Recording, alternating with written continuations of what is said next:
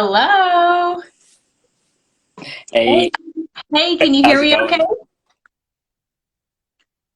Good. I Can you hear hear you. me Can you okay? hear me? Yes, I can hear you perfect. Hey, how are you doing? I'm good. I'm good. How about you? Good. I'm doing well too. Okay, everyone that's in here, hello. I'm going to do an introduction. This is my friend Kennedy Bagwandine. How are you today? Pretty good. Pretty good. Good, good. And Kennedy is a Reiki master who specializes in energy clearing and healing and cord cutting. So would you like to tell us a little bit more about yourself, Kennedy? Uh, You're back here a little bit. Okay. yeah, yeah. You're like all the way in. Oh, what's happening? Yes. Yeah. Like I got started with like Reiki healing about like a year and a half ago. Mhm. Um, Learned different modalities, different healing stuff. I just kept learning. That led me into like shamanism, a bit of psychic work, and now I'm just trying to combine all of them into one. And so I'm still kind of experimenting with it, but that's how like my one-on-one sessions go, where it's like part Reiki, part psychic healing, clearing. My friends are like, it's not Reiki anymore. It's like some kind of space shaman magic. We don't know what it is. Ooh, I love that space shaman magic. I love that title for it as well. I don't know if that's something you'll stick with forever, but I love that. Yes. Something that you specialize in is cord cutting, and I was going to ask if you could explain that a little bit for people who might be the first time them hearing this. Oh, cool. Yes, yes. So I love doing this one. It is a lot of emotional work. So what'll happen is we'll go into a meditation. We'll pick a place in nature that you like being in. We'll go through a Reiki clearing, all of that, and then we reach the cord cutting part. And so what cord cutting is kind of you might have had some kind of connection with someone, a relationship, a family member, someone that just doesn't resonate with you anymore, someone that just kind of feels toxic. So we'll kind of go into that subconscious level of your mind and kind of remove any attachments that you have to them. And so those attachments normally appear kind of like ruminating thoughts. Like even if you cut contact with them, it'll pop into your head, just ruminating, coming back and forth, back and forth. Like you could hear their voice, you could hear things that they would say, or you'd see something that reminds you of them. And when that happens, I feel like that energy kind of calls them back into your life. So like when Mercury goes into retrograde and your ex comes back, like those cords still exist. There's still attachment, an energetic attachment you have to that person. So when we cut the cords, that helps kind of shield you, kind of puts that block up, let you know that that soul contract is kind of like ended, it's completed. Should I get into soul contracts? I feel like Yeah, if you want to explain that a little bit too for people. so the ideology of a soul contract is first coming to the world. You pick everything that's going to happen to you for the most part, the major plot points. And so you kind of write that script. And so we ask certain people, certain souls that we trust the most to come into our lives to kind of push us onto the path that we need to be on. And that can be incredibly rough and incredibly insane. And so like no matter what you do, you learn lessons from different people. But there's a point where you've learned all the lessons that you needed to elevate to the next point. But if you're still stuck in that same cycle and pattern, you're going to be stuck there, looping and looping. Is this person coming back to me? Is my ex coming back to me? Am I going to be able to talk to this family member again? Are they going to be able to reconnect to me? When it's like they were meant to send you on that trajectory and to keep going, but we get stuck thinking, I liked what it felt like, what the idea of that relationship was, and I want to stay in that loop, but it's only meant to push you forward. So when we cut that cord, remove that contract, you're able to step forward, look in to see like what your highest elevated self will look like and where you need to go from there. That's beautiful. Do you feel like when you do the cord cutting that it kind of separates you from being emotionally attached in it and that you can look at the relationship objectively? Yep, yep. You're able to take that step back and see it as kind of, I don't like phrasing it this way, but it's kind of like a game. Like you've learned what you've needed to learn. Now, kind of like to take that program, integrate it into yourself. I like this from that last relationship. I like that from that last relationship. I didn't like this. I didn't like this. And so you're able to like cookie cut the things that you're looking for next. Or maybe it shifts your focus. Maybe it's not a relationship you're looking for. Maybe you want to start focusing on you. And so it gives you that objective and shows you who you are as well. That's beautiful. Do you feel like cord cutting not only applies to people, but can also apply to like narratives that you're running or like you said, behavioral patterns? Is that something that you also work with, not just with people? Yep. So Yeah, when you get kind of stuck in that soul contract, that loop of continuously going back and forth, your mind gets set that way. So you've programmed your brain to think this, that if someone leaves, maybe if I think about them, they'll come back. Or if I keep thinking about them, they'll come back. Or people will use like law of attraction to think, if I wish them back into to returning here, they're gonna return to this point with me. Yes, the law of attraction too. I have found that when we have that type of grabby energy, sometimes it actually repels the thing from us as well. Yes. Um, do you feel like that at the point in your life where you realized that you had a soul contract, do you feel like that helped change the perspectives of your life, of the things that have happened? Yes. Like there's certain relationships that like I clung on for too long, or like relationships I wanted to start where like I wanted to hold on longer than it should have. But looking back and realizing where it's like it helped show me who I am and who I want to be. Mm, Maybe I didn't like who I was and want to change that entirely. Where it's like you kind of get bored. It's like playing a game, and if it gets repetitive, you get bored with it. Where once you complete that cycle, you're like, okay, I could be someone new, still be the core concepts of who I was, but move on to newer and greater things. that's great. I was in a relationship with a lot of narcissists, back to back to back to back to back. It was a cycle I was caught in, and it wasn't until I realized I was an empath and that I said would sometimes take on that savior mentality in wanting to like help somebody process through, narcissism. Yep. And when I realized that that was part of my soul contract to learn that lesson, like, oh, we have to self-preserve and take our power back as an empath. But I'm thankful for all of those people that I did have relationships with because then it made me realize my own power that I had. That's happened to me too, where it's like I'll see wounded people and I'd want to help them, and then in that I would get confused and relationships would form, and it's like, no, I just wanted to help this person, but I got too close, and now we're in a relationship, and I'm still trying to be like therapist, boyfriend, everything, and I'm like, that's not what I. That was never the original intention. It's just it got mixed up, but like that wanting to help, that empathy pulls in kind of that narcissism. Those people that like they like the attention, and so I pull in a lot of like people that have like learned helplessness. They're used to feeling helpless. They like the attention they get from feeling helpless, and that's their cycle. Yes. And that's a form of our own, as empaths or light workers. I feel like sometimes we get into the victimization mode of like, oh, why is this happening to me? But we have to step into our power and say, oh, it doesn't have to. If I have good energetic shields and boundaries, which leads me into our next topic is what do you think about energetic shielding and the best way to go about that? Or why is it even necessary as empaths or light workers or just people in general to have? That's a great topic because I'm constantly making videos on it. But like even so, I'm like I'll still walk into the wrong person, and if they have a very like bad energy chemistry with themselves, like I'll feel it. And so as empaths, we immediately want to help and heal people. So when you run into someone like that, they immediately take your energy. They immediately refill your energy with that negative, toxic energy, and then it's left with you to kind of cleanse, recharge. I'm still in the beginning process of shamanism, but in shamanism, it is about kind of like you harness that energy, clearing energy, healing energy, and it's meant to give other people. But like you get trained to like constantly cleanse, constantly heal. For empaths, you have to have some kind of grounding and energy clearing and energy shielding. Otherwise, the moment you walk outside, you're gonna be able to sense everyone's energy, everyone's hurt, everyone's pain. Even if you don't realize it, that it's kind of like even like a psychic connection that you form with them just by being around them.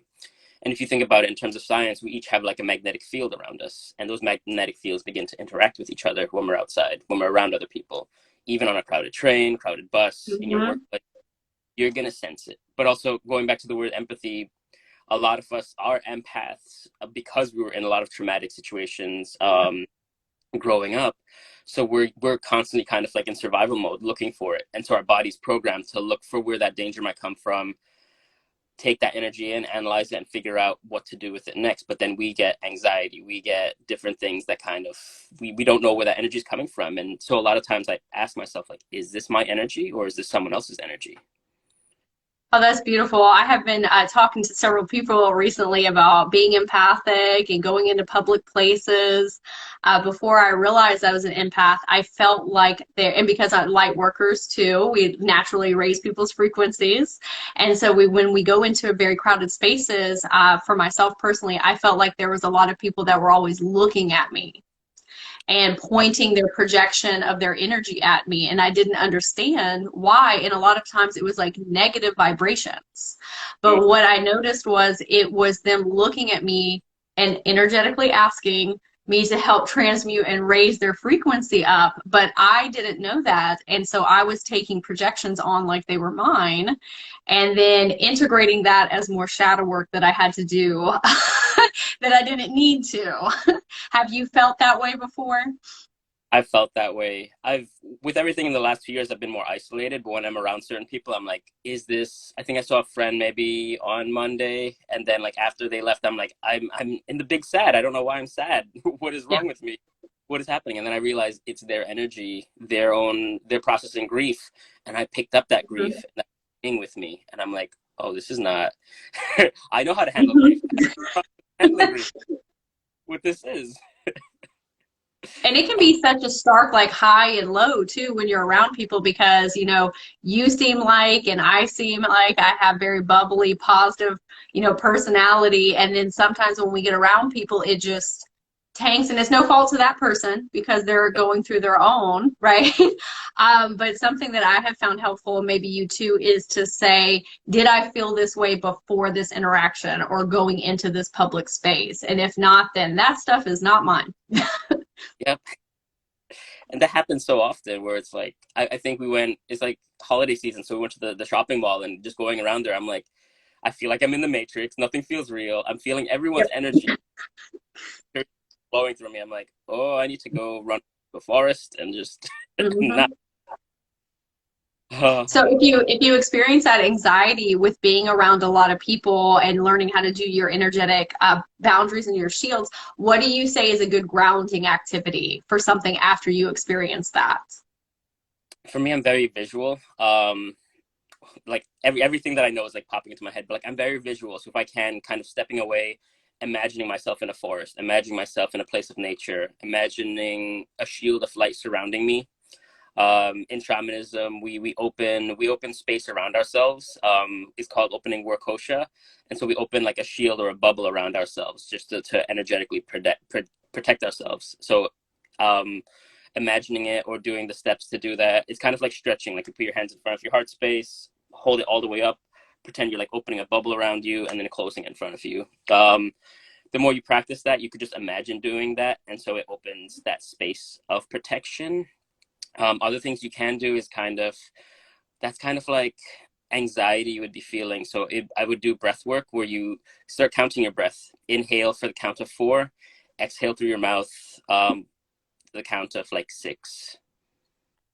Oh, I think breath, as you were saying that too, the sun started shining through my window as you were talking about energetic shields, like light shields. I think a lot of times too, people don't realize that you can etherically call things into you. It doesn't always have to be physical. Like you were talking about, you imagine being grounded into the earth. You can ask Mother Gaia to Yeah. come in and help you ground. You don't necessarily have to be outside with your feet on the ground, even though that's good.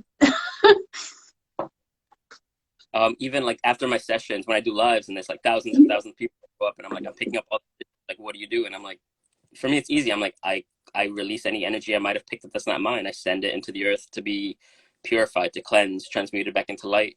And I imagine all of that darkness, whatever might be there, that happening to it, peeling away, washing away, just clear it all out. I think that's something beautiful that you teach as well, especially in your lives, is that you have your own willpower to manage your energy. Mm-hmm. And so if you want to clear, you could just state, I am clearing away things that are no longer mine. Do you have a certain mantra that you like to use for that? For clearing, Yes. so what I do beforehand is I actually open space through the way of shamanism. So I will call in spirits. I'll call in the four corners, south, west, east, north, and I'll ask them to protect me, to hold space, to shield me from anything I might pick up that isn't mine.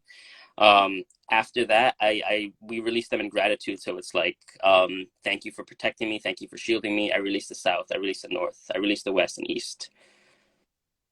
It sounds like you have such a beautiful relationship with nature in and of itself. Yes, and your guides too. Yep. I know with the Reiki and the shamanism journey, you get real in tune with them.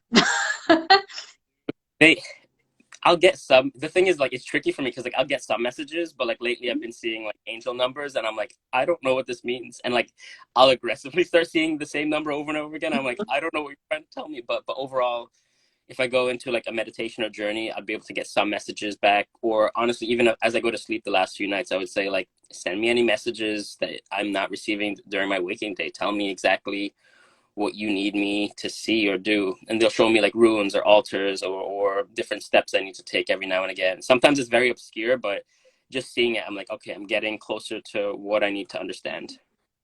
I love that. They're like little winky dinks from the universe and your guides. I have a question for you then, if you're okay with me asking. So, do you feel like sometimes there are dips in the synchronicities that you're seeing? Like sometimes you see a lot of them and sometimes it's a little less. And do you think that that might be your guides wanting you to like rely on your own, like, like your own intuition a little bit more?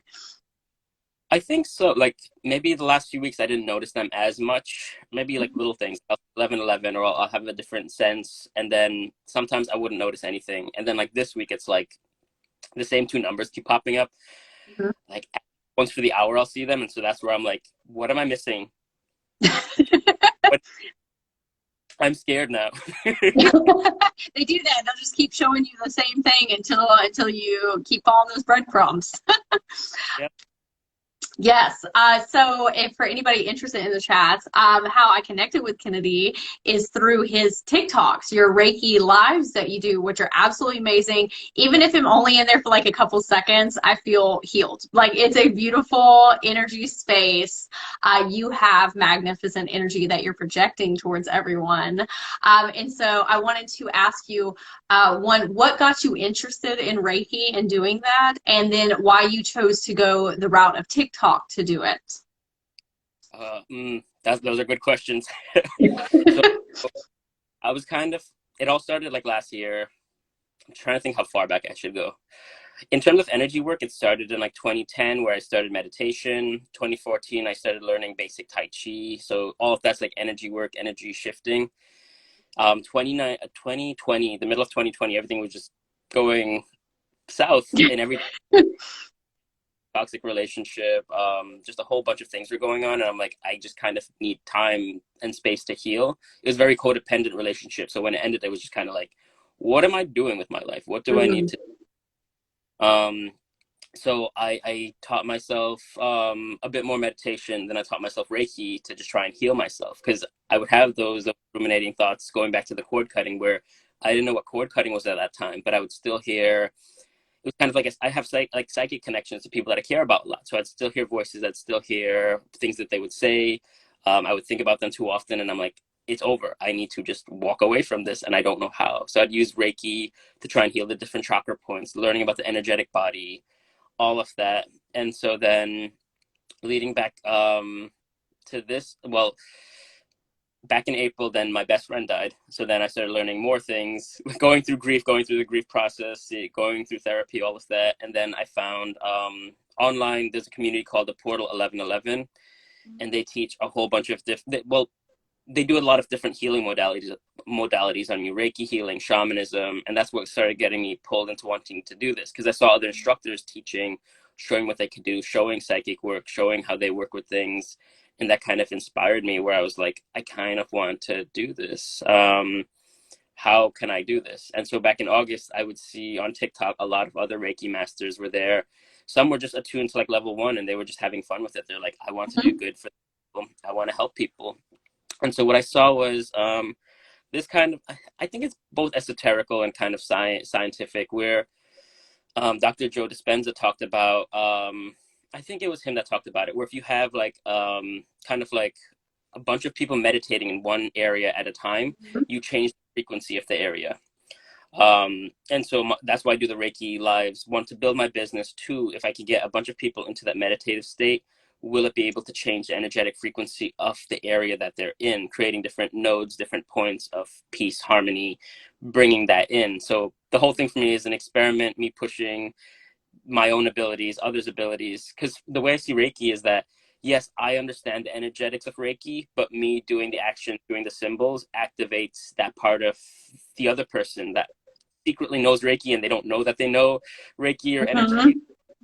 And so there's an awakening in that. And so my goal is trying to shift that pendulum where, like, you turn on the news, it's just chaos and calamity. And I'm like, if enough people could meditate for 1 hour, can that shift the pendulum in a different direction?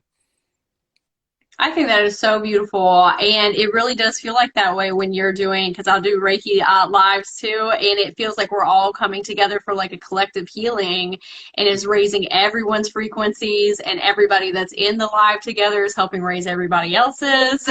And so for that little hour, it's like you said with Joe Dispenza, we're just creating a little collective hub to help heal not only the individuals, but also the collective globally. Yep. It's Yes. but that's how I met you. I think you went live with your first Reiki, and I saw it, and I'm like, you know what? I need Reiki today. Let's do this. Yes. So And the like, healers need to be healed too. thank you. I'm like, your energy's awesome. That's Oh, let me thank know. you. Yours too. Do you feel like when you do your Reiki lives also that it's also training you and helping you with your process and it's kind of leveling you up on your practice at the same time? Yep. Because for me, I before that, I've only really worked on one person distance healing where I got very comfortable doing it on the TikTok lives. Like my first live, there were like 3 people there, but they were following me for like a little while I was like starting up. So like it felt comfortable. And so the more people that I'm able to like practice on or notice, like I feel like there's a shift in my energy. But like now when I do one-on-ones, I'm like, is it too intense when I do a one-on-one? Because it's like, how do I um destroy a person with that healing energy?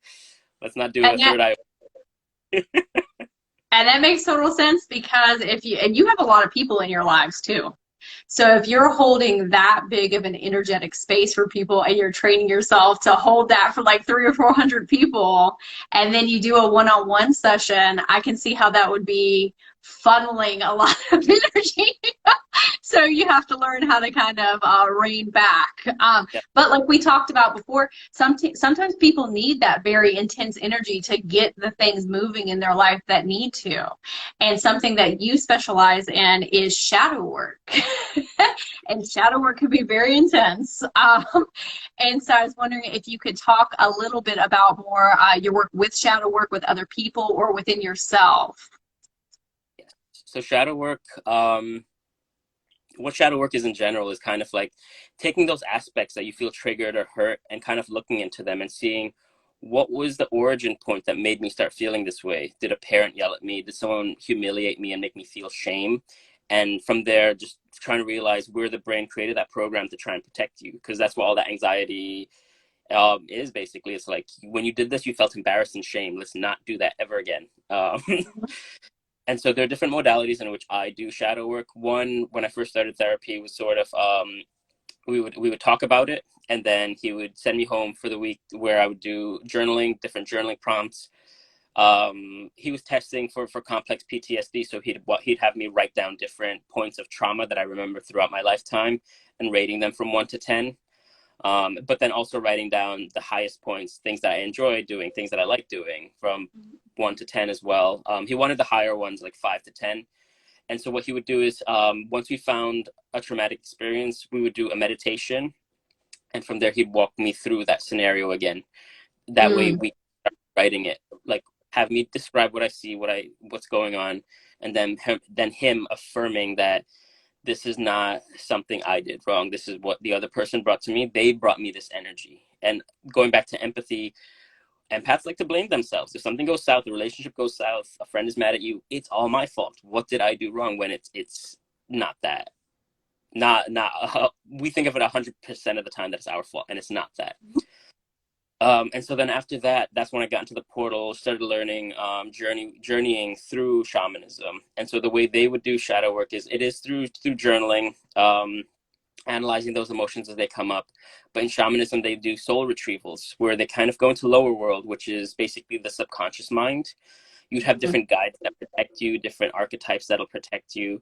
And they'll take you to different places in lower world where they would bring you a soul fragment, your soul fragment. So the ideology is that when you go through a traumatic experience, your soul does kind of fragment, but that fragment is still perfect. Your soul is still perfect, but that fragment goes into hiding until it feels safe enough to return. But it doesn't feel safe enough on its own. You have to go get it, collect the wounded version of yourself that came from that calamity. You pick up our animal from that, different items you might need to help heal this version of you, and then you come back to that place in nature in middle world, kind of middle world, kind of like a naturey kind of place. And the next 2 weeks you would meditate on that soul fragment, that wounded version of you, and basically it's like interviewing your younger self, like, what do you feel, why do you feel this way? And it would be kind of mystical, because sometimes it'd be you bringing a higher perspective and a healed perspective to them. Sometimes you switch roles and you would be the wounded person again. You'd be that wounded version, feeling it, and having a higher version of you kind of try and comfort you or hold space so that you could like break down, feel all of that energy, that we could feel whole again. But it's constant work, constantly going back, constantly finding new soul fragments, and just understanding what that energy is. There's a comment here that says, yes, I've been doing shadow work. So helpful to have a name for it. I feel like sometimes, even though, you know, it's not always best to like categorize things or put labels on things, sometimes that does help us heal to have a name like empath. Yeah. And so we can collectively come together and say, oh, we've had these shared experiences.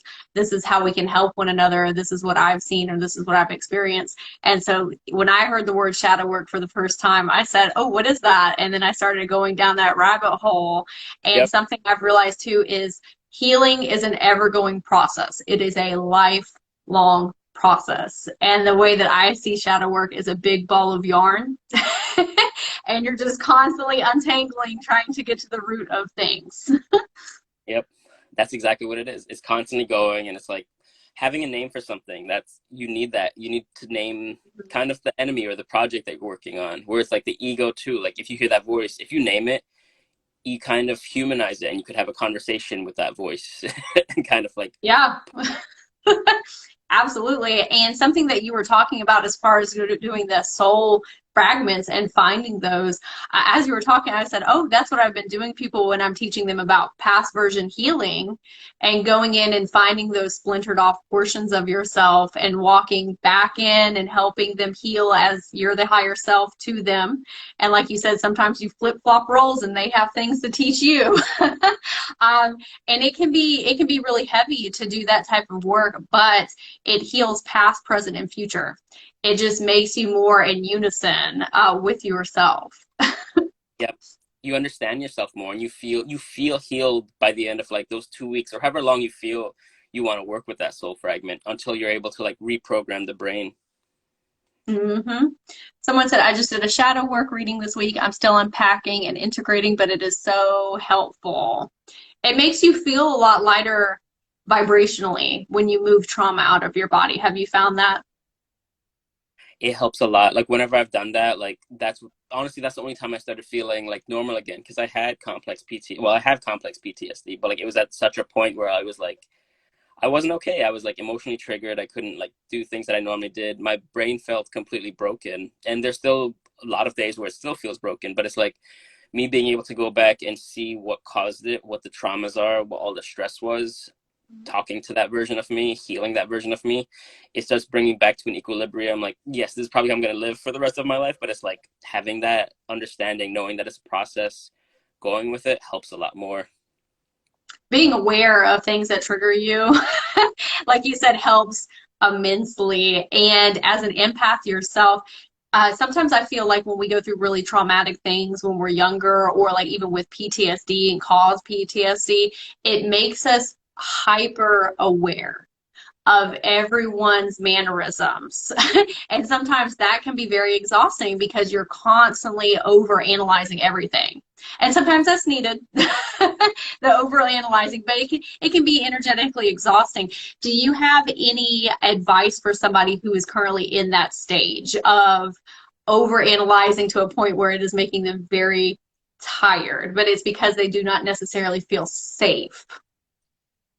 That's when I would, for me, I would lean into some sort of breath work if you're able to. That for me, because I use different modalities. Breath work is one where it'll be able to bring you back into center, bring you back into focus. Because what's happening then is your mind is spinning, spinning, spinning. If you start focusing on something very specific, you're able to come back to it. And so like focusing on your breathing, even doing like a visualization of it, where it's like, as I breathe in, I could feel the cool air, imagining that as blue. And as I exhale, feeling the warm air and imagining it as red, giving you something to focus on, giving you something to just kind of go through. Agnes wrote here, grounding exercises 100%. You have to come back to the present moment. And so like on my lives, I teach a lot of one of the mentors that I read from, Thich Nhat Hanh, where he does a lot of mindfulness exercises. And so one of the greatest things that I read from the book, this was like 10 years ago, it was like, if you're washing dishes, wash the dishes. Don't think about like XYZ. Don't think about what the next steps are. Don't worry. No, focus on the water as it's flowing. Focus on the temperature of the water. Focus on the dish. That's meditation. And you're still getting work done. You're still actively participating in what you want to be, what you need to be doing in that moment. But like an easy way for me to see it is kind of like narration. Imagine yourself as a writer, narrate exactly what you're doing in your mind. I'm Kennedy. I'm standing at the sink and I'm washing the dish. Someone had lasagna and they didn't soak this dish. Now I have to Yeah. find a now, say it out loud. Another thing you could do too is sort of like, if you're really in that place and you realize you're overthinking, pull up a book, pull up a label from something, read it out loud, because then you're starting to call in a bunch of different parts of your brain to focus on something. You're talking, you're speaking, you're reading, you're analyzing the words that are on the bottle there. It brings you back into the moment. And that's why, like, if you look at a lot of religious stuff, people will chant as kind of like mantras, things like that. That brings them to the present moment. That brings them to the state that we're in. Oh, that's beautiful.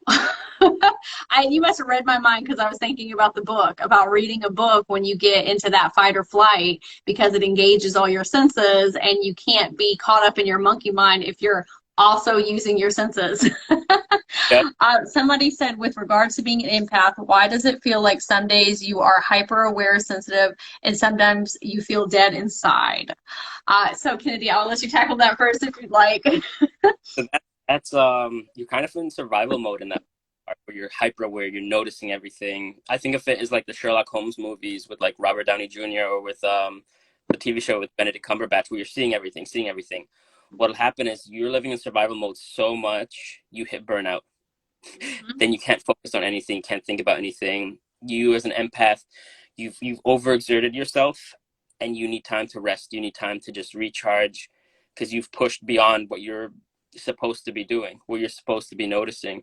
And so the constant worry, the brain just gets tired and is like shut down. You need time to just relax, heal. That could even be touching onto like parts of kind of depression, where it's like you've been playing this character for so long, you're tired of it. You're tired of living in this survival state, this I'm trying to remember the exact word, but it's just you're hyper aware, too hyper aware. And it's not your fault. It's the traumas you've been through as a child, as an adolescent, even as an adult, has trained you to think that you're constantly in danger. So like, even as I walk, I have my license. I hate driving because I feel like I have to be aware of everything around me. I have to notice every single thing around me. And that it starts making me go crazy, and I can't focus. I live in New York City, so it's like Fast and Furious for everybody. Yeah. Oh, yeah. I can imagine in New York, the traffic would be very stressful. Jenny said it is very sad in a way we live this way. And yeah, it is. And sometimes when I talk to people about stress, is that, when we were in our caveman, cavewoman days, our fight or flight was good for us, and to be hyper aware because, if like a tiger is chasing you or something, right? It's good because it gets you out of that scenario. But the world that we live in now, we have so many micro stressors, and Yes. we don't run them off, and so that cortisol and all that stress just sits in our body and eats away at our energy. And like Kennedy was saying, like, you can only be in that mode for so long, and then it tips over and then you're empty. You completely empty, and then it's really hard to manage yourself in the world. Someone said I lived in survival mode every day. Yeah, and like Kennedy was saying, if you've lived through a lot of trauma, lots of things can be triggering. Um, we got another one that how do we find balance between the two? It's trying to turn off that survival mode, trying to understand that you're in a safe space, and that's the hard part. That's not easy because I still feel that every time I step outside, and because of the everything that's going on, I try not to go outside as much anymore. So that's made it a bit easier. I'm trying to think a way to balance the two. Affirmations is the first thing I go to, reminding yourself that you're safe, that you're not being attacked. Because going back to what we're talking about, the survival mode, interactions with people, stressful deadlines that we have to meet, it feels like we're being attacked when we're not. Those are just material things that are happening in the world that we think they have huge implications, because we're like, if I don't do this, I'm going to lose my job. If I don't do this, I'm going to ruin their relationship. If I don't do this, we put too much weight on it. And so for me, I had to reach the point where I leaned into Taoism a lot more, where it's kind of like whatever happens, happens. Whatever will be, will be. And it's not always like that in my mind. I'll still get stressed. I'll still overwork myself. I'll still worry about career, finances, this, that, or the other. But like I try to like think to myself, like, I'm safe right now. I have what I have. I'm grateful for the things I do have right now. What is working for me.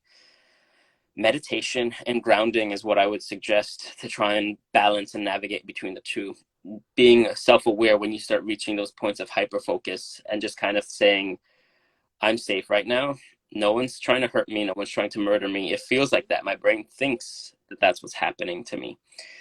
But leaning into that meditation, leaning into focusing on the moment, because what's happening is the brain is wired to ruminate, to think, to protect. And so finding the right vent, the right outlet for it. And so for me, I know like when I'm writing, that helps me bring me into the present moment, allows me to visualize, to focus.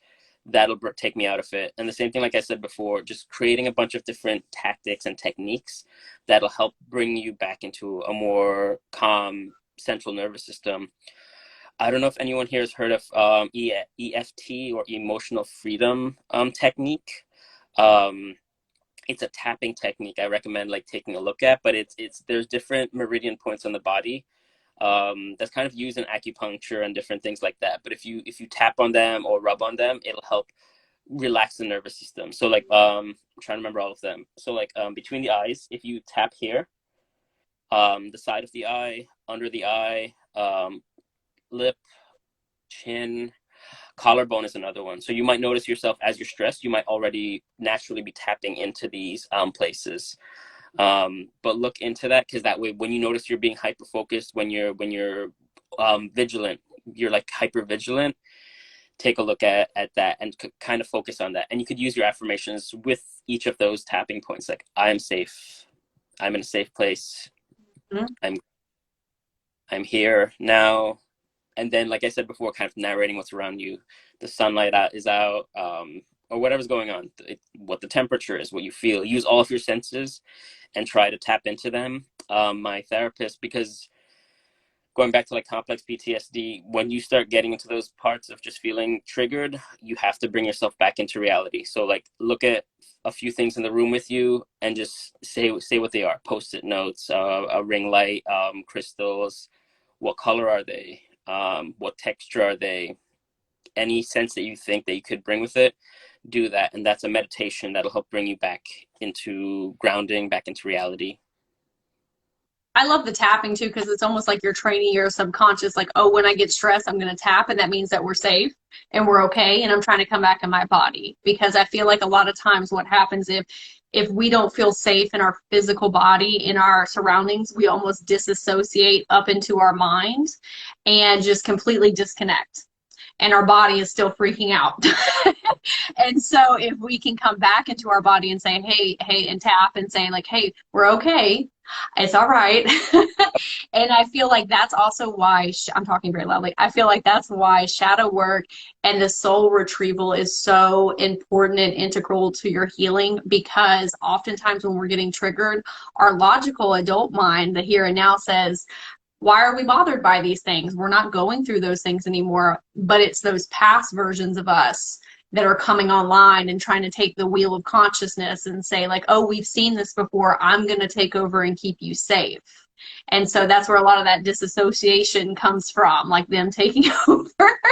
And so like with your work with shadow work, when you go back in and you can, I'm going to say disconnect, but when you can create enough energetic space from those versions of yourself where you can come back in and say, hey, we're okay.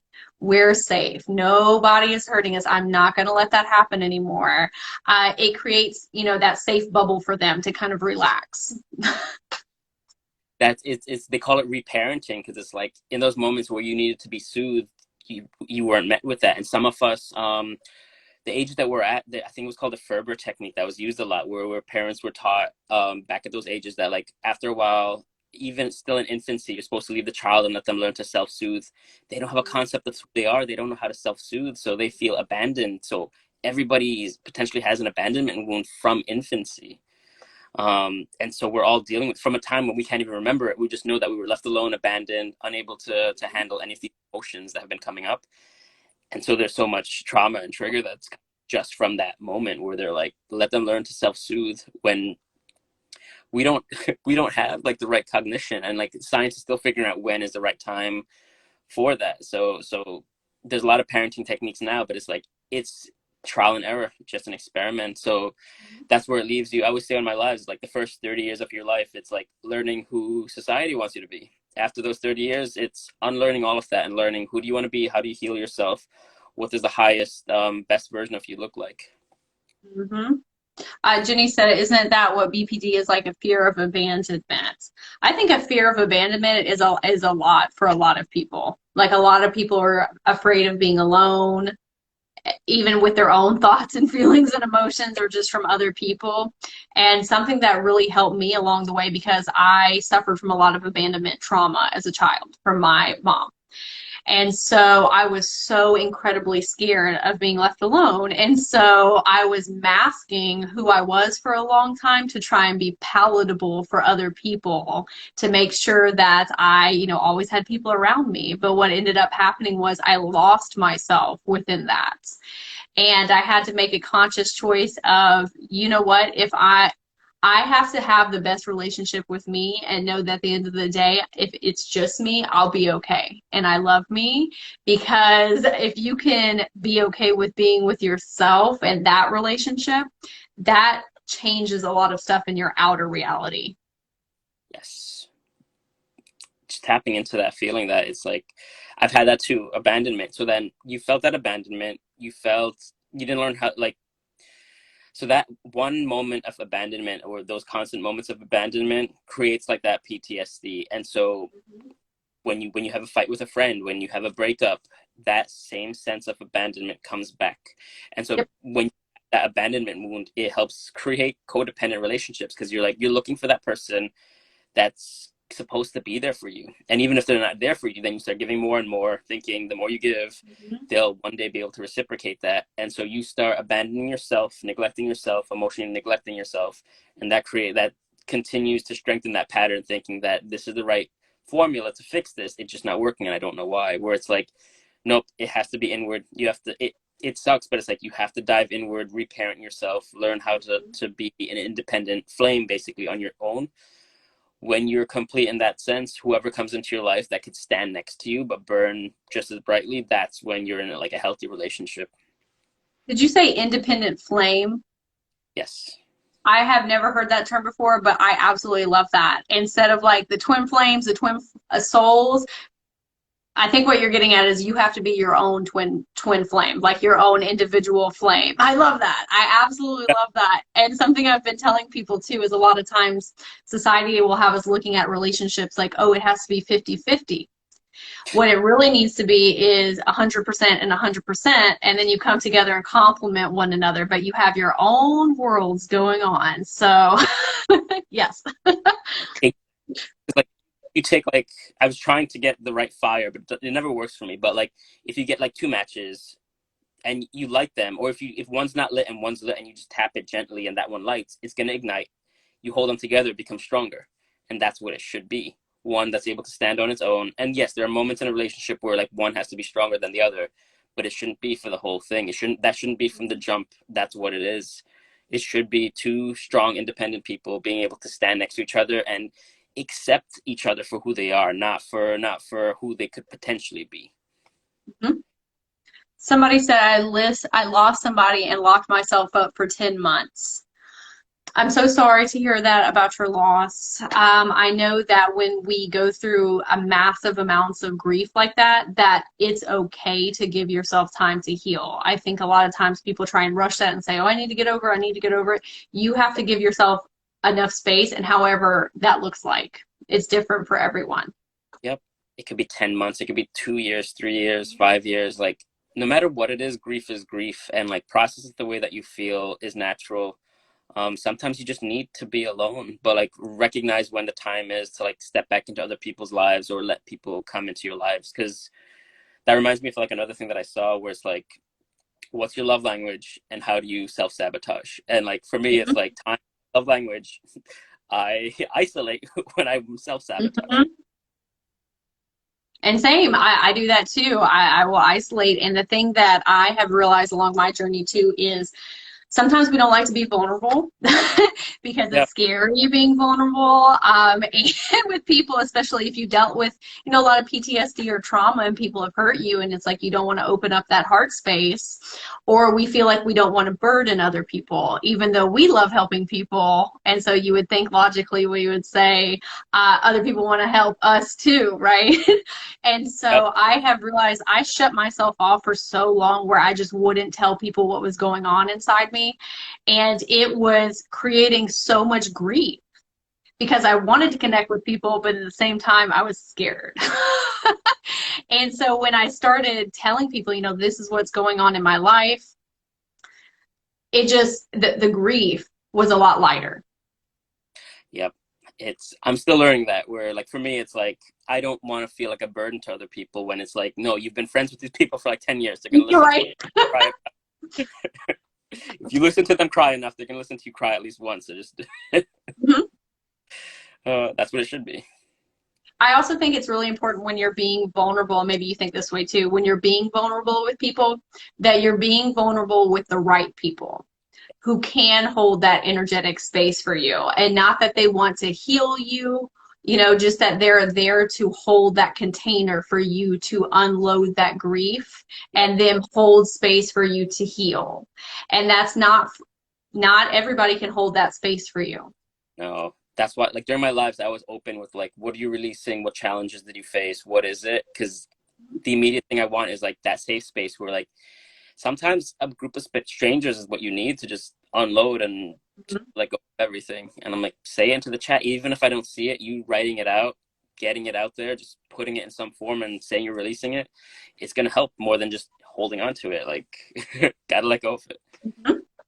And sometimes, like you said, I think that's a great point too, that sometimes strangers are the best way to do that because you don't have any ties to them and you can really just be and say everything that you're feeling without that judgment, if that makes sense. So if you can find like support groups or even like on TikTok, like where they're doing like live healing sessions, like Kennedy does that a lot of times, like let your grief out here and things that you're suffering through right now.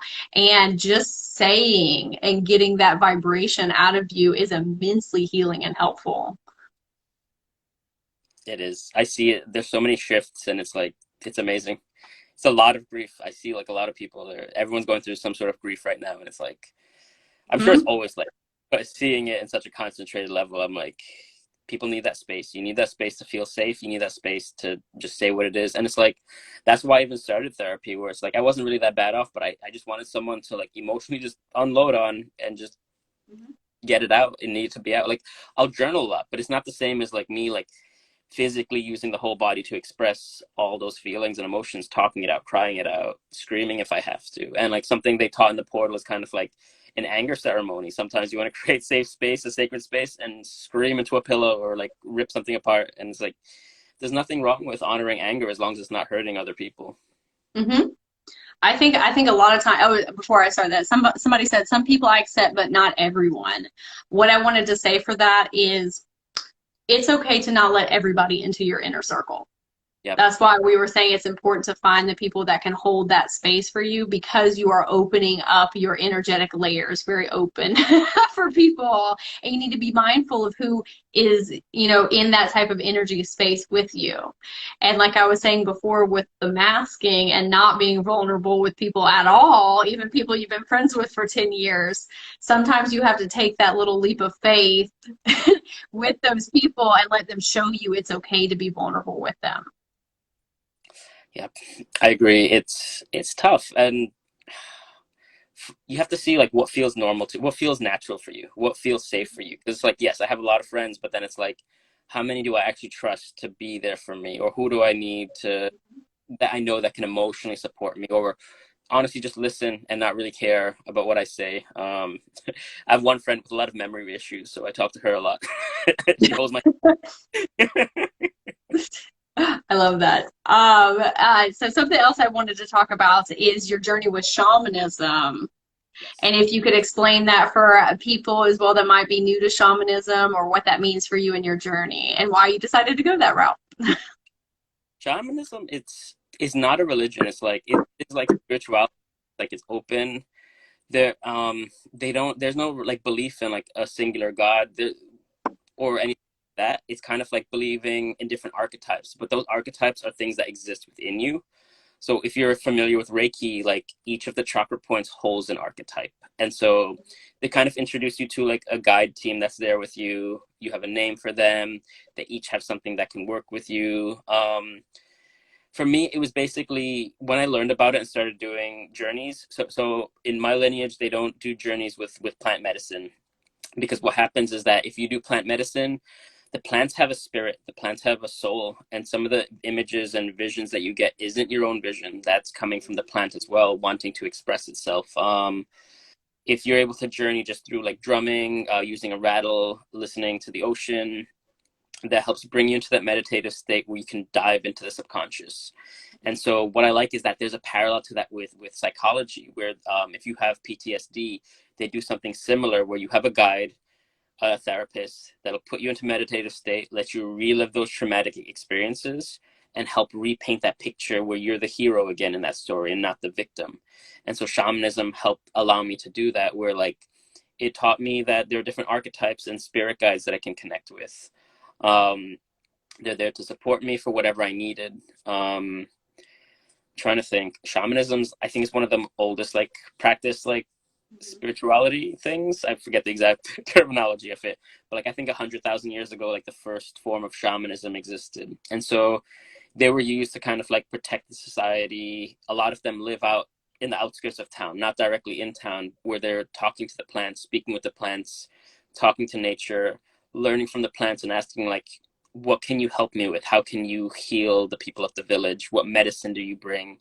And so they're very just in tune with earth, in tune with nature, and so they bring that medicine back to the people. And so a lot of times, I forget where on TikTok, I think I saw it, where like a lot of people that have like different mental disorders, like if you grew up in a culture where shamanism was prominent, it's like you would have been taken in to train as a shaman, because you had there's something in you that needs to be transmuted into light, and that light is a medicine. So when you understand that darkness, that shadow, that wound, you could then bring, and you transmute it, you could bring that medicine to other people. And so that's the idea of shamanism, where you step into the shadow, you step into the darkness, you face it, confront it, heal from it, and then you bring that lesson to those around you, those that are experiencing the same thing. So for me, it was grief, complex PTSD, anxiety, depression, all of these things. So whenever I see those come up in my lives, I'm like, these are the steps that I took to heal. Try it and see. And sometimes just having that external force being like, this helped me, in your mind thinks like, if it helped you and made you into this, I could be like this too. And so you thinking you can heal, going back to Joe Dispenza, thinking that you could heal yourself, you're able to heal yourself. Where he had a very traumatic injury where he was completely paralyzed, couldn't speak, and he focused his mind on just healing until he's able to walk, speak, was completely natural again. But it's like, it's a very specific belief where it's like, it's kind of like a knowing that I'm going to heal. Whereas if you're begging to heal, kind of like, I wish I could heal, I wish I could heal, that's lack. That shows that there's lack, and you're not going to be able to reach that point. Where if it's something you think you have already, the cells in your body are going to try. It's not always guaranteed, but it's going to try and bring you back to that equilibrium where you need to be. And so shamanism is just, it's all about just healing, restoring yourself, knowing that it's a constant journey of connecting with nature, connecting with archetypes, and bringing that medicine to other people. And it's about healing. There's nothing you can do that can harm other people. You're not allowed to do that. The guides that you work with don't let you work with that. They're like, we're here to help you heal. We're no more powerful than you are. We are just different aspects of who you are. So like the first four chakras, you're working with the serpent and jaguar, where serpent helps with like kind of physical healing, kind of like even if you've had like an emotional you've had like emotional pain, it's the idea is like shedding that old skin, shedding that pain, shedding what you thought it was. Jaguar is a tracker, so you're tracking where that pain came from and healing emotionally from there. And then you could tap into hummingbird, which is solar plexus chakra, where hummingbird kind of lets you see the sweetness in life, what's good in life, what brings you happiness, but also connecting to the ancestors of the past. And then the fourth one is eagle and condor, where it kind of takes you out of that human experience and looks at the global scale in a bigger sense, where it's like we need that sometimes, where we're hyper vigilant, where we're in survival mode. We have to step back and just see everything. We're just sitting on a rock floating in space. We're here to have fun, experience things, not get too wrapped up in it. Be here in this human body, play the character that we're playing, but like not get too wrapped up in it. Thank you for that explanation. That was beautiful. And I feel like you activated those animals within me just now. I was like, oh, now I'm gonna focus on those four, like as I'm doing my own healing work. So thank you for that. And something that's very funny is I was driving in my car and I was looking at the moon. I was like, wow, we really just out here in space, worried about all these stressful things, and I'm just Yep. like in my own like alien spaceship in my car, just driving around, you know what I mean, with all these other people. And sometimes you need that check of like, hey, it's not as serious as we all make it sometimes. Like there's the macro and the micro, and sometimes we get stuck real deep into the micro. Yeah. And like we could do the impossible, where like I looked at the story of like the Wright brothers that invented the first airplane. A Mm-hmm. month before the plane to fly, someone was like, it'll be 100 years before humans could fly. Mm-hmm. 30 days, Yeah. 30 days, got a plane in the sky. Like that's the things we've accomplished, the things that we can do. If we can imagine it, there's a way to do it. It's possible. It's amazing, and we can get into a whole thing about how time isn't linear and just our perceptions and everything. Did you read Joe Dispenza's book, Becoming Supernatural? Yes, earlier this year, I did the Okay. auto, and I'm like, I like this, where it's like, if you think you could be something, you're going to become it. Just keep visualizing on that higher version of yourself, imagine yourself healing. Who knows what we could unlock if we keep focusing on that. I've got, Mhm. my spirit guides are like, think of X-Men, think of what they can do. Yes. I love that. And I recommend that book to anybody in here or might be watching it or in the future. I read that this year too, and it completely changed my way of thinking and being. Your mind and your spirit are a very powerful tool. Yeah. And if you think something, you can be it. And so I was also going to say, reverting back to what we were talking about a little bit. So with being an empath or a light worker, I feel like sometimes we experience a lot of trauma and that makes us hyper aware, but that's so that in our soul contracts, we knew we were going to be healers, and sometimes you have to go through things so that you can relate to other people on that level.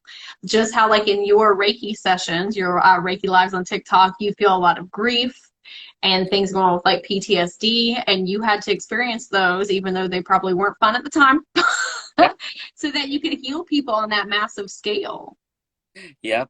That's exactly what it was. Like if I didn't experience those things, I could probably still heal and empathize, but not as in depth. Where it's like if someone, for me, like if someone cuts their finger and they're near me, I'll feel the pain. Like I'll imagine the pain, Yeah. and I'm Yeah. I really don't like being around painful things or like, yeah. I'm like, I feel that, but like because I experienced those, I'm like, I could empathize with what you lost, and I'll give you my perspectives on what brought me like solace in this grief. But like, you have to choose in your path what you feel is right, what helps, what's right. I've got comment, the shamanism come as a pass down from our ancestors. I think like the ability to become a shaman, or There are different lineages. Some believe that shaman is born. I think you feel it in your bones. You know that there's like a healing energy in you. Like if you want to do it, you can do it. It's just finding the right school, the right teacher, that'll teach you. I don't think there's a limit to it that like some believe that it's passed down through blood. I don't believe that, because I look at like everyone else in my family, and everyone else is like a mechanic or a doctor or a pharmacist or something like that, and I'm like, I want to be magic. I choose magic. Yes. I love that. I have the same sentiment that some people are just born to be healers. Like you chose to be a healer, like you are a healer, or maybe you've done that for many past lives. A couple years ago, I had my guide show me that I was stepping into becoming a shaman. I said, I don't know who, like, what are you talking about? Even though I wanted to be magic and have, all of these abilities, but that's a big thing, like being a shaman, right? And so as I progressed on this like energetic healing journey and just, learning these different modalities, I'm seeing that more, that that's something that if you want to go towards that, you feel the call to it, there's nothing that's stopping you from doing that. You can do that. And then I just remembered, I forget things and then it pops into my head. But with shamanism, the lineage that I'm in, is before you step into becoming a shaman, you take the prerequisites for shamanism, and that's called Munai Ki. And you receive 9 rights of power that help you transform, to transmute any darkness, any shadow, and kind of activate those healing abilities, those healing modalities. So like by ceremony, you prepare the body and spirit to become a shaman. It's not something you're born into. It'll push you. Like I feel like I've had a spiritual awakening, but like I'm at this point, I've received 5 of the rights now, and I feel like I'm on the verge of another spiritual awakening, and I'm like, oh, I'm not ready for this. Mm-hmm.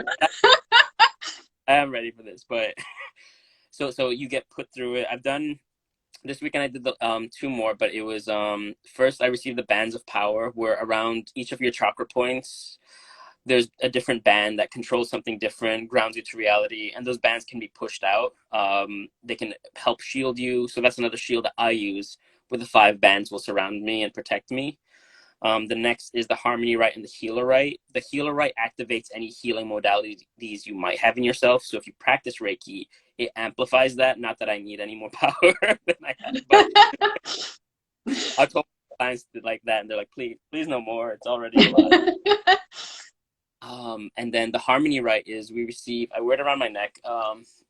Our mentor gives us a pie stone, and so she wears a pie stone, and so we go through a ceremony where she taps her pie stone onto hers, and it's kind of like every ceremony that pie stone has been to is now transferred into mine, and that's how she got hers. So five generations of shamans are passing, that power is passing through this. And so what we'll do is affirmations and healings will blow into the center here, because it's basically a portal of healing, manifestation, anything you want, even shielding. I'll be like, I protect myself, and just blow those wishes into the center of it. If someone's in pain, if I take this and I put it wherever on the body that they're in pain, and basically I would channel, I haven't done it personally yet, but I would channel Reiki energy through it. It's supposed to help amplify that healing ability. And then this weekend we did the seers right, which is supposed to help me. The thing is, I'm intuitive, but also because of the way I was designed, I believe in magic, I don't believe in magic. So my mind prevents me from seeing things that others can see. Others can see lights, others can see spirit guides and hear them more clearly than I can. Mm-hmm. That's supposed to help me activate it. So I think that's why after that ceremony, I've been seeing 17 and 77, a bunch of angel numbers popping up. And like my guides were like, see us, talk to us, come to us. And then the last one was harmony right, where it allows us to use the pie stone and tap into different ceremony spaces, kind of like I forgot the names of them. Basically Machu Picchu, anywhere that is an altar, I'd be able to tap into those and like channel power from that. And so you and I have talked about kind of like Atlantis energy for a while too. And so like I'm trying to use that to tap more into Atlantean energy. Oh, that's amazing. It sounds like you're just like leveling up on all areas. That's beautiful. Do you feel like when I'll ask that in a second. But so do you feel like that because you don't see everything like everybody else does? Because I have that too. Like I'm very intuitive, but I don't see everything. And so I'm wondering if, because you and I have a very deep well of the psychology portion, if we're meant to be that connecting bridge for Mm, people that are more on like the 3D and now coming into 5D, but need that languaging to yeah, pull over. And so our guides are like, oh no, you need to learn how to do the psychology portion of it too. think so. Where it's like I've had other Reiki teachers, and I'm like, I was like a little jealous where I'm like, I can't see the guys, I can't hear them as clearly as you do. I hear them when I go into the deep meditation with the client. I could pick up some things, and even then, I'm very skeptical. Skeptical, is that my own guides talking to me, or is that my my cognition of it? But I think I love that was beautiful. I think we are meant to be that bridge because I studied psychology, but that was my bachelor. I've been reading psychology ever since because like for me is like before the awakening last year, like very grounded in reality. I like meditation because it's scientifically proven. I like Tai Chi because it's meditative. Hmm. Yoga because it's meditative. But it's like after that, like I started leaning more and more into it, and I'm like, how do I explain this in science terms?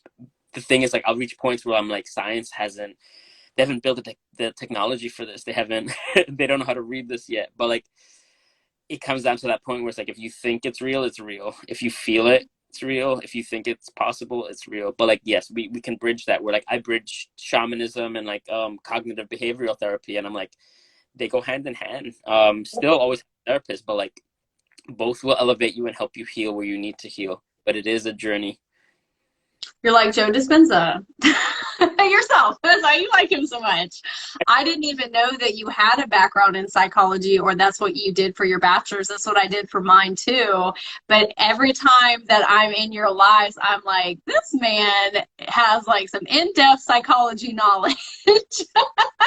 And so you do, like, to me, you seem like that bridge point where you're taking, like something that people can understand here, and then the more like woo metaphysical, and then bringing it together for people to understand, which is beautiful. Um, and so somebody said, I see a lot of angel numbers too, and then I'm still trying to figure out why. It's mostly 222 and 7777. So there's two things I would do. The first thing is when you see those numbers, what was the thought that was in your head at that moment? Mhm. Normally for me that's a nod. I'm getting chills now. That's a nod being like you're on the right path, you're on the right train. Keep thinking, keep doing that. And like if you're lost and you're not really sure, I would Google it and see like what does 222 mean, what does 777 mean? Because for me I keep getting hit with 17 keeps popping up, and like there's so many different explanations for what 17 means, where like you could look at it at like numerology where it's like 7 plus 8, 8 being infinity. Or if you look at in tarot, 1 being the magician, 7 being the chariot, kind of finding that bridge of like spirituality and the physical realm.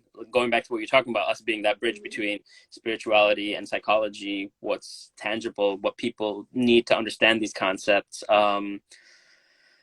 17 itself being always occurring, kind of like a meaning of like awakening. But there's so many definitions that I'm like, all right, what does it mean for me? What was I thinking in that moment? What did I feel energetically in that moment when I saw those numbers? And no matter what, I kind of always take it as a nod from the universe being like, you're on the right track, you're doing the right thing. Stop doubting yourself, keep going with it. No matter what number it is. That's my premise. I don't know if you have a different take on it. I was going to say I have the exact same perspective because when I first started on my awakening, I was getting, all the angel numbers, and I would just consistently Google like all of the numbers. And then at some point it kind of was like, okay, there's too many. I can't do this all day long. And so I am just going to take that as like a winky dink from the universe, like, hey, you're in alignment, because you have to be not stressed and in like the flow state to even see the numbers. And Yeah. so that's like, oh, you're right. And when you said what was I thinking about just now when I saw that, that's a great indicator of what your guides are trying to tell you, or when your ear starts ringing. Yeah. And it's like, oh, what was I thinking about right before that? So that was a great explanation and perspective. Thank you. Yes. Okay, Kennedy, I had one last question about the law of attraction for you and your thoughts on manifesting, and just as a whole.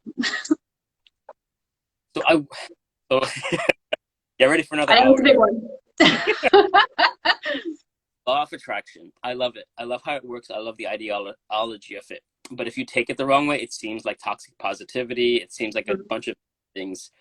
Where what law of attraction is you create the affirmations. If you've read The Secret or looked at the Secret movie, it's kind of like you write down, visualize exactly what you want, and kind of focus on it. But what it should be is kind of like visualize it, think about exactly what you want.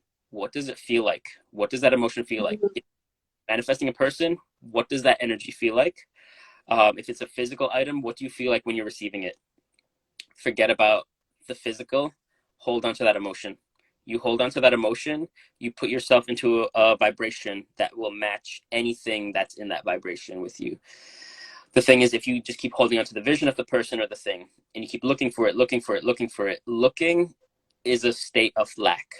And so the universe thinks that you're missing something, and that puts you into the vibration of lack, and it will then begin start removing things from your life. Um, what's also tricky about the law of attraction is, so you're going to hold on to that vibration of what it should feel like. Remember it once in a while if you need to, just a refresher of like, what should this feel like? That's fine. The thing is, it's kind of like the genie's wish. If you make a wish, there are going to be consequences, and it might feel bad. It's not bad, but if you're asking to elevate yourself to a new relationship, a new thing, you have to let go of what no longer meets that vibration. So you're going to start losing things that no longer meets you at this vibration that you're operating in. So you'll be operating out of bliss and gratitude. Things that are of lower vibration will fall away. And so it's going to feel like a tower moment. It's going to feel like chaos. That's the universe preparing you for the thing that you want. If you really want it, you have to hold on to that feeling, that emotion, that thing that you're connected to. And that's where it gets tricky, because if you have trauma, if you have the belief that it's not possible to be in a healthy relationship, to have the career that you want, any of those things, that's going to hold you back. And that's why it all ties in together. Shadow work, working on the shadow, working on the trauma, doing the meditation so you're prepared for when you're ready to make this elevation to everything. So the exercise, what do you want? What do you want from life right now? And if it's an emotion you want to feel, what does that feel like? And write it out, draw it out, imagine it, visualize it, feel it. And when you feel it, when you feel that energy flowing through you, hold on to that energy. But even when things start getting tough, you have to find the things that hold that vibration. And so to do that is putting yourself into a state of gratitude, which is where a lot of people can see this coming off as toxic positivity, but it's basically, I do this a lot in my lives, where I'm like, if I tell you to go look for all the red cars, you're going to find all of the red cars. You're not going to tell me how many blue cars, green cars, or red cars there were. So in a world that we live in now, it's easy to see all the bad things that are happening and focus on all the bad and terrible things. But if I tell you go look for all the good things and you start focusing on the good things, you're going to train your brain to start noticing more of that, noticing what it feels like when you run into those good things. And so I say, like, find the things that make you happy. Is it a meal that you enjoy eating? Was there a book that you like reading? Are there people you enjoy being around? Some people, from one of the interviews, they're like, they honestly just sit around and watch comedy movies all day so they could laugh and put themselves into that vibration of happiness and joy and allow that to flow in. And so no matter what, they call it contrast. You're still supposed to feel like those dips of like into sadness, into kind of depression, worry. They call it contrast to remind you, like, all right, so this is what this feels like. There might be a lesson here that I need to learn. Let's figure out what that lesson is. But then how do we get back into that state of gratitude, things that we enjoy doing? And so a lot of people say, have a gratitude journal. And if you can, write down at least 1 to 5 things a day of what you're grateful for. Did someone do something that made you smile? Did you do something that made you feel like happy and like warm inside? Did you listen to a song that brought you that happiness and joy? And that too, like in terms of like everything we've talked about, if you want to know your state of mind, see what music you're being drawn to. Or do you want to listen to happy music? Do you want to listen to sad music? That's the vibration you're operating at in that moment. I've been listening to a lot of rock music these days, so I'm not sure where I'm at right now, but ACD Reiki coming up one of these days. I was gonna say maybe you do some Reiki with the music as well, because it's resonating and amplifying your energy. And it's not like using EDM music as well. Kennedy, you're a beautiful speaker, because you just touched on like so many things, like in one. speech there. And I can also see why you're a beautiful marrying of the psychology and the metaphysical, because everything you said is a little bit of this, a little bit of that, and it's all needed. And like you were saying with the tower moments, manifestation could be tricky because it'll drag you through that tower moment, but that's so you're doing a reassessment on your life for new things to come in. But it's scary because all of this other stuff is leaving. And yes, and I just want to say a couple things. Something that has helped me along my way is it's a psychology tool that people use. It's called the Wheel of Life. And so basically, it breaks down all the different areas of your life, like career, relationships, finances, social, fun, just all the different things. You can find a picture online. And if you start doing one tiny thing in each one every day, it starts the wheel moving and helps you get through that tower moment quicker and easier, because it's like not taking on the whole entire overhaul my life situation at one time, because I think that's really intimidating for people when they look around and they say, everything I'm doing now isn't working. Where do I even start? And so the Wheel of Life, I have found, has been very beneficial. You can Google a picture and just pick a teeny thing and just start going around the circle, and the baby steps start getting bigger and bigger as you go along. So I ordered this journal there's a YouTuber I follow called Lavender, and so she has like this Artist of Life workbook, and each month she has that. I didn't know that's what it was called, but she has that wheel, and so I've been doing that. Like, yeah, I probably failed the journal because I began this year off very different dreams than what I've ended up with right now. But like, it does makes you pick different points. It's like, what do you want to focus on? And like, I was like, December. I think I had 2 months this year where I'm like, it's gonna be magic. Magic is gonna be the premise of this year, and that's of this month, and that's what I want for this. Oh, I love it. I love it. And something else you touched on too was the algorithm of life. So that's something I've been talking a lot with people, is what you feed your subconscious is what you get back into your outer reality. And so what you were saying, like, you have to be really mindful of the things that you are surrounding yourself with and consuming, because it gets projected back outside of you. And so, keeping yourself in those elevated vibrations is really important when you're trying to manifest things, because that's on the other side of your manifestation, is those elevated feelings. Yes. I think they call it law of reflection as well, where like everything you see outside, everything you don't like it because there's an aspect within you that you might not like. Maybe you have the potential of being like that person. But I like that, where it's like you kind of see yourself in everybody, and I think that brings a bit of harmony to everything that you're doing. That's beautiful. I love it. I have one last thing, just real quick. I know I don't want to keep you too long. But so you said that you are putting together something right now that is Reiki and shamanism and psychology and just a lot of different modalities in one. So I'm kind of going through something similar, where it's gone past the records, past Reiki, like it's just evolving into something else. How are you feeling about that? Is that making you a little nervous? Because I know when we're creating our own modalities and it's not based around something somebody else is already doing, it can be a little intimidating. So how is your journey with that so far? It's scary because it's scary, but also it's like you're like a scientist in like this Yeah.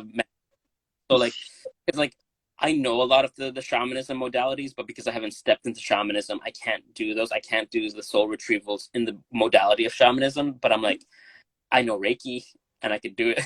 I could. Yeah. That's it.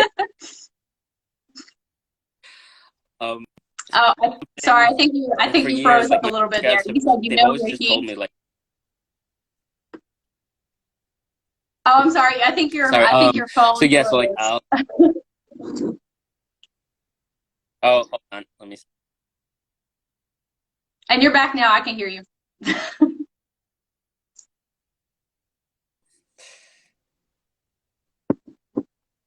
Am I back? Okay, I can hear you now. Yes. Okay. So I took those things. So I can't do like the exact route through shamanism, but through Reiki, you could do journeying through Reiki, and I've seen a lot of people do that. Take people to the Akashic records, basically do inner child healing through Reiki. So I'm kind of remixing it. So taking what I've seen in my own journeys and kind of tuning it into the way of Reiki, basically what it should look like, what it can look like, and places that could take people. Um, I'm trying to think, because in my mind, I'm trying to create a new Reiki modality, and even the one I use now is like something new where everyone's like, "Where did you learn? Where did you learn?" And it's like, I just learned on a course online. Everything I do is nothing from that course at this point. Mm-hmm. Through journeying, I've met with specific spirit guides that taught me like, you're gonna keep doing Reiki. This is the way you're gonna do it from now on. And like every Mm-hmm. they'll upgrade me and be like, all right, you mastered this. This is what you're gonna do next. And then even my friends will push me too. They're like, I'm having this issue, and I'm like, if you're up for something wild and crazy that I've never tried, let's go somewhere. Um, and so it's been that, just kind of playing with that modality, playing with it, because I always open space for protection between me and clients and friends. So like we're protected wherever we go. The thing I'm trying to create and understand is kind of like, I'm trying to create kind of like, it's I don't know how to describe it exactly. It's like a wave of Reiki, but I'm trying to visualize it before I try it out. And the thing that keeps coming into my mind is kind of like, with Reiki, we imagine it as like an energy ball. This thing that I'm trying to create is kind of like an energy ball, but it blossoms kind of like a flower. So there are different petals that'll expand way, way outwards. And so I'm trying to understand how big it can be, what it can do, what the healing effect is. And even when I'm doing my lives, that's kind of how I see it, where it's like, I'm in New York, petals are blossoming out to all over the world, reaching people where it needs to go. But I'm trying to figure out the exact thing, because I know I'm supposed to invent it. I know I'm supposed to create it. And I keep getting messages for it where it's like, it's something that's supposed to connect everybody in a very unique way, but I don't know how. And like it touches on like that Atlantean energy where like I think there's supposed to be like this interconnection, this telekinesis where we're able to communicate telepathically, be more open as the earth elevates, as people elevate. And I'm like, I don't know if that ties with it, or because everything I'm getting now is like, I'm trying to figure out. I'm trying to understand more, but it's the message is like, connect. You have to create the wave, and the wave has to connect everything. And I'm like, oh, that's nice. Where's the instruction thing? I love that you're going through a similar journey because that's very, it sounds very familiar to what I'm going through right now. And I'm like, can't y'all just tell me what the plan is, what we're doing here, what name is it? I don't even know how to describe it to people yet, right? So I'm like trying to explain something I don't even fully understand yet. But, I think it's beautiful what you're doing, and it's an example to people that you can do things in your own special way. And there is a whole assortment of people that need your healing exactly how you do it. It doesn't always have to be what somebody else is doing. Yeah, that's why I do the lives, because I'm like, this energy has to resonate with you, otherwise I don't know what it's gonna do. So like, join Yeah. if you like what it is, because it's a heavier energy, it's a darker energy, it's a bit dense. It's Mhm. shadow and light, and it's like you be ready to face the shadow, then to face the light. And then I heard a term last night from my shaman group. They were talking about what was it? I think it's called the light shadow, uh, something like that. But it's basically, we have our shadow, which is our suppressed self, and then there's the I have to look up the exact term later. I'll can try and send it to you, but there's a light shadow, and that light shadow is basically your greatest potential that was suppressed. And I Mhm. was, oh, this is this is interesting. I've never conceptualized. I always imagine the shadow being the thing that suppressed it, but like both are being kind of suppressed by each other. And I'm like, this is something different. Yeah, when I come into your lives, I have to be ready to come in because what I feel is that you go all the way down to the roots of people's hurt and trauma, and then you're returning that energy and you're moving it so it can come up and out. But that's really intense for a lot of people. And so I tell people when you're finding Reiki or any type of healer, you may not resonate with that specific one because maybe you're not on that part of your journey, and that's okay. That's totally okay. You'll get to where you need to go when it's time. Yeah, But for yours, you are like you're stirring up a lot of like shadow, and so that's so that it can be moved up and out, which is beautiful, absolutely beautiful. But it can be very intense for some people. yeah. Yes. And I'm like, you have to be ready, because in my mind, I'm like, those people that are like, get within my energy field, they're gonna be curious about Reiki. They're gonna be curious about healing modalities. And like the future that I see is, yeah, there's a lot of darkness, and we're gonna need a lot of healers in the future. And I'm like, experience what you can, be curious about what you can, learn to heal yourself, and then learn how to heal others through that modality. And that could be anything through actual like medicine, psychology. If you feel called to these types of arts, to do what you feel called to. Mm-hmm. Yeah, just follow where your heart wants to take you. It'll show you the way. It'll be your compass. Follow your bliss and your joy. I know that's easy to say, but it really can be broken down that way. I was freaking out trying to get a Spider-Man ticket. I hope you get your ticket. I'm praying you get your ticket. Because I'm excited. Hopefully I'll go see it tomorrow too. Um, Kennedy, I want to thank you so much for joining me today. Can you tell everybody where they can find you and all of the wonderful things that you have going on? Yes. You can find me here. You can find me on TikTok. You can find me. I'm working on my YouTube. It's not the production quality I want, but the YouTube is there. In my bio has like the link to everything else. Right now I'm still doing one-on-one sessions. I do cord cutting, energy healing, energy shielding, healing the inner child is something I've been working on more lately. Trying to think what other things. I'm playing with mediumship through Reiki as well. So if you're trying to connect in different ways, let me know, reach out to me. That's something that I've been trying in my one-on-one sessions if you need to.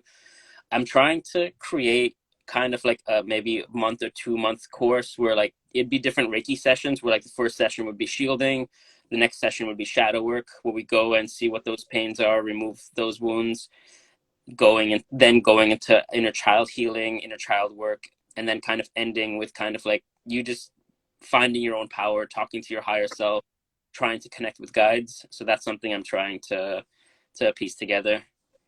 Like an energetic life coach is beautiful. Yes. Psychology and the metaphysical together. Yes. And you go by Alchemist Kennedy on Instagram and TikTok. Correct. Yes. And I'm all, sorry, what did you say? on YouTube as well. Oh, and YouTube. Okay, yes, everybody should go check out Kennedy, especially his lives on TikTok. They're absolutely amazing. They're so healing. I always love being in them.